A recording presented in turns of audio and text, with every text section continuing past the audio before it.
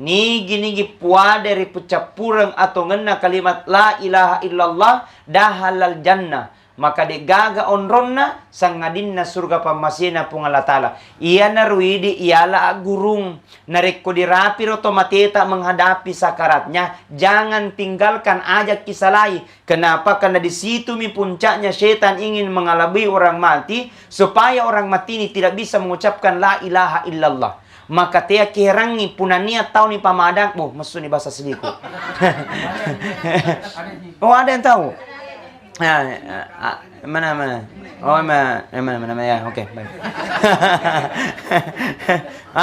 Makanya kata Nabi, narikko dirapi rotomateta menghadapi jangan tinggalkan aja salai. Kenapa? Karena di situ mi puncaknya setan ingin mengalami orang mati.